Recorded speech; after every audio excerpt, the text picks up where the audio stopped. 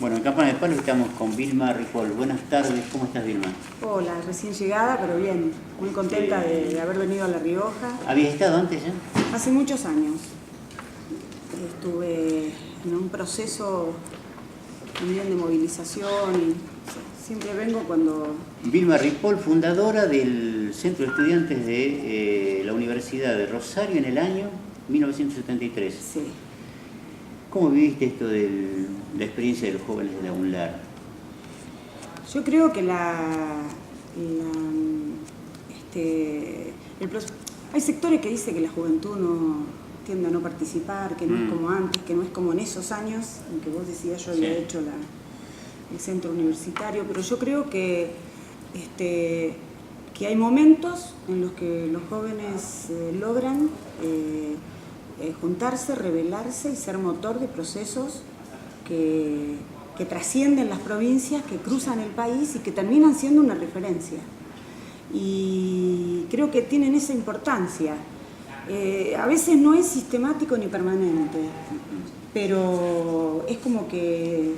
¿O la siembra ya se inició? Claro, sí, que se inició, que dio pasos, que se extendió como una experiencia y creo que tiene esa importancia, porque la juventud de verdad juega un rol de toma de conciencia, de motorizar los procesos, los fenómenos, es decir, incluso en las fábricas, porque en realidad en las fábricas los trabajadores son todos muy jóvenes. Uno va a la puerta de las fábricas y la verdad que no sabe si está en la puerta de una fábrica o sale de un boliche, sí. No por cómo salen, sino por la edad. Claro. Entonces, esa ubicación que tiene la juventud, porque es muy difícil conseguir trabajo pasada determinada edad, ese proceso es el motor, es lo que dinamiza la bronca, la rebelión, la de no dejarse, y eso es fundamental. Don Juan Ripoll era docente, por lo tanto vos tenés una relación directa con la docencia. ¿Cómo has vivido esto de garrotear docentes en la Argentina a 31 años de democracia? Yo creo que primero decir que la lucha docente que acaban de protagonizar los trabajadores docentes en todo el país, con algunos polos importantes como el de la... Que no ha terminado, ¿no? No, que no ha terminado y no va a terminar y va a volver a retomarse seguramente, porque lo que se consiguió producto del chaleco que intentó ponerle la burocracia sindical de la CETERA, que no nacionalizó en tiempo y forma el conflicto, que dejó sola a las provincias que siguieron peleando, que no rodeó de solidaridad la parte más fuerte del proceso, que fue la provincia de Buenos Aires, que tiene el 40% de los docentes del país, llevó a que haya un sueldo de 5.000 pesos, por lo menos en la provincia, que se va a cobrar en agosto. Y el proceso de inflación y el proceso de devaluación y las condiciones de vida hacen que sea muy difícil llegar a agosto sin hacer un nuevo reclamo. Entonces, y ya se lo ha fagocitado por ese tiempo. Por supuesto. Entonces creo que eso queda abierto y que fue, la verdad, una lucha heroica, muy, muy grande, con mucha fuerza. Mira, yo participé de todas las movilizaciones que se hicieron en Buenos Aires. Estuve en la más grande de todas, de la de 30.000 docentes en La Plata. Sí.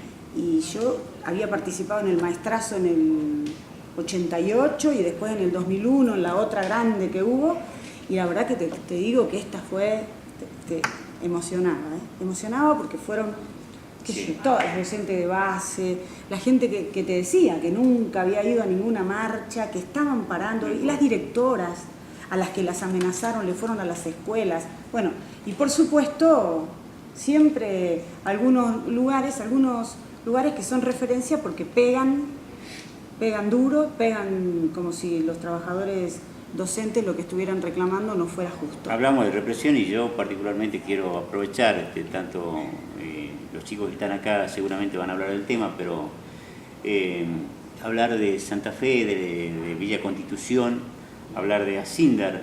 En el caso tuyo hubo una cercanía con los conflictos de la década del 70. En ese tiempo ocurrió algo que fue histórico.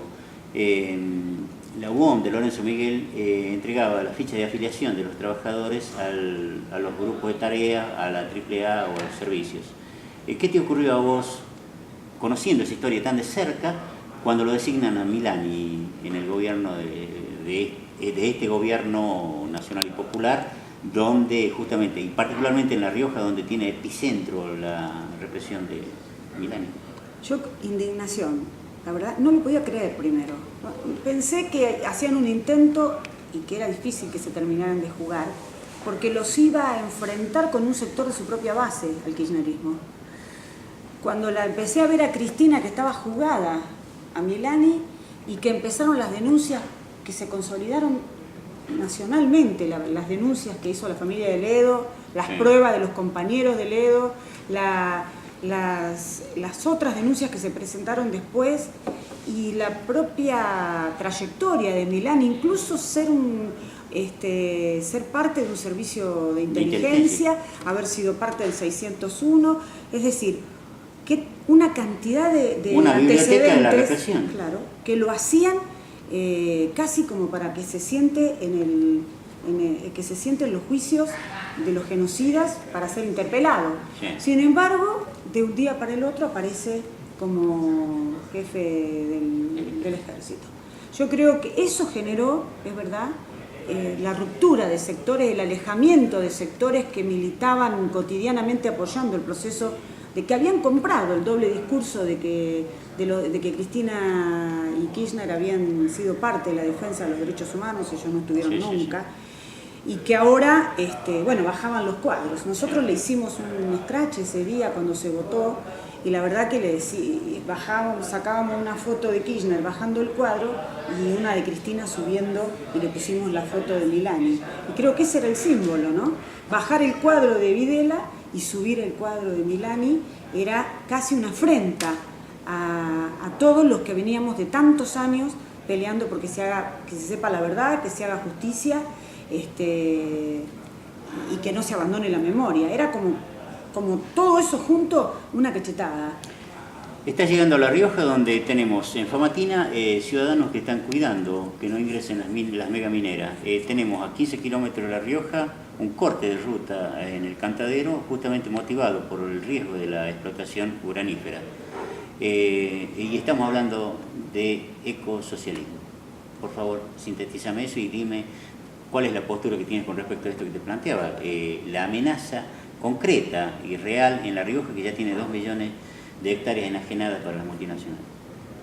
Sí, yo creo que un poco los pueblos de la cordillera fueron la vanguardia de lo que significó un ángulo importante de la entrega del país, que fueron la megaminería, centralmente a la Barrick, pero después intentaron con Osisco, con una cantidad de otras empresas con las que vinieron a quedarse con nuestras montañas y con las riquezas, con un método con el cual las multinacionales ahora extraen rápidamente, que es el de la megaminería, el de la voladura, el del lavado con cianuro, la lixivización con cianuro, etcétera, que contamina el curso de los ríos y contamina el agua potable y hasta contamina las reservas. En el caso particular claro. Sí.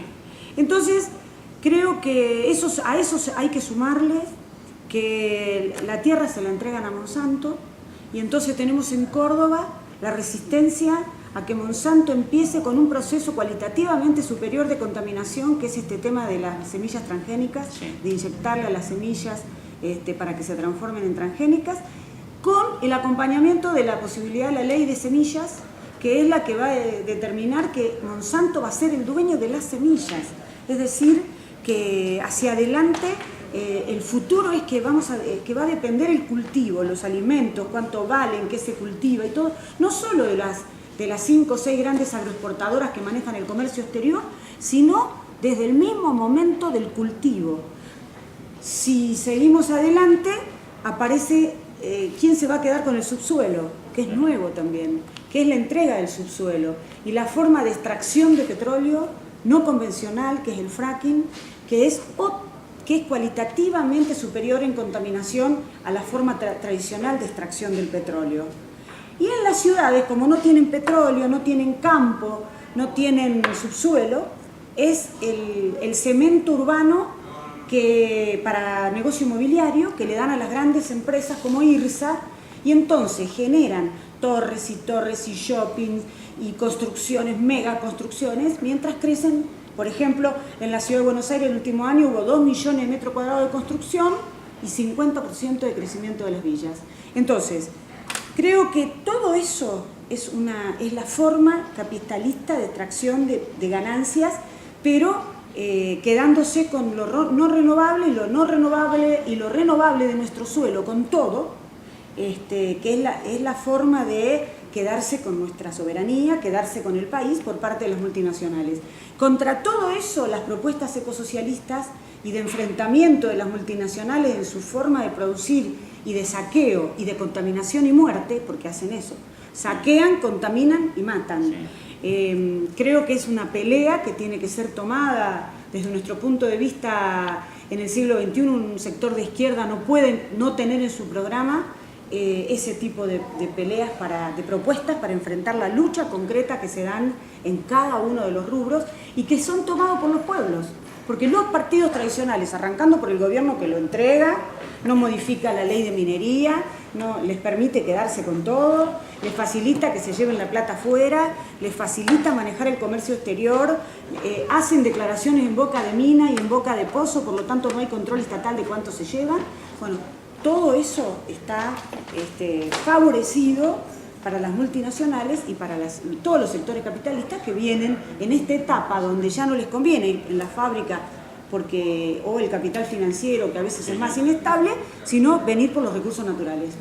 Vilma, estás en una universidad que fue liberada el 9 de octubre y justamente a partir de allí se genera una dinámica de participación constante. ¿Cuál es el mensaje para esos estudiantes que te van a ver y que seguramente van a venir a tu charla? Sí, que yo creo que mi charla en este caso tiene que ver más con el tema de la megaminería, sí, con el tema... Ahora no está despegado de la recuperación de la Universidad para el Pueblo, de la recuperación de la mina, porque necesitamos minería para lo que el pueblo... ¿Para qué necesitamos oro? ¿Dónde necesitamos oro? ¿En La Rioja, en Argentina? ¿Para qué? Si en realidad el oro sirve para las joyas y sirve para que valoricen sus riquezas, claro, en el mundo. Cuando está inestable la moneda estable es el oro.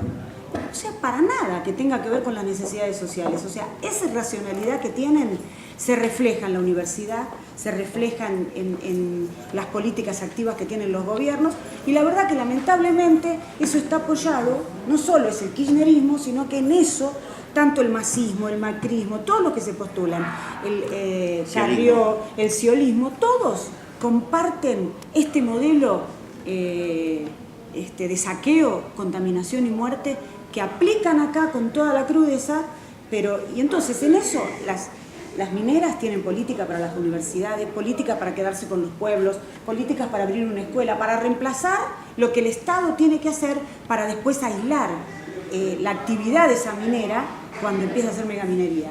Y acá va a pasar cuando ahora empiecen la producción, porque la Comisión Nacional de Energía Atómica ya terminó la investigación y se viene con toda la producción. Por eso es el momento. Y creo que la unidad de los que luchan por la universidad, con los que luchan por la tierra, con los docentes que luchan por la educación, por la defensa de lo nuestro, tiene que ser una sola para ir a enfrentar cada uno de estos embates que nos dan y en las que estamos solos. El pueblo, nosotros desde la izquierda acompañando y trayendo propuestas y postulando también nuestros compañeros en esa lucha, pero estamos solos porque todos los grandes partidos que han gobernado y se postulan ahora, en este punto están de acuerdo con el gobierno de Cristina. Muchas gracias, Vilma. No, a ustedes.